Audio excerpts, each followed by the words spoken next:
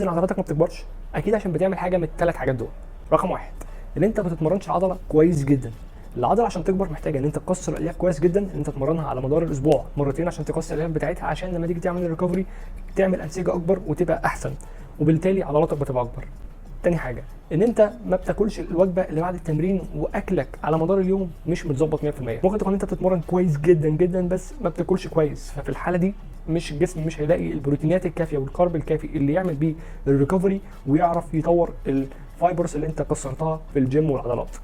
تالت حاجه، ان انت ما بتنامش كويس. سهله جدا، الجسم عشان خاطر يكبر وعشان خاطر يبقى احسن، كل الحكايه ان انت محتاج تنام. انت بتروح تتمرن كويس جدا، بتاكل كويس جدا، بس ما بتنامش عشان الجسم يبتدي يعمل اعاده البناء للحاجه ديت اللي انت كسرتها. فلازم تديله الوقت الكافي جدا في النوم عشان يعرفوا يبنوا الماسلز بتاعتك اللي انت كسرتها واللي انت اكلت كويس جدا عشان تبنيها. فعشان خاطري نام كويس.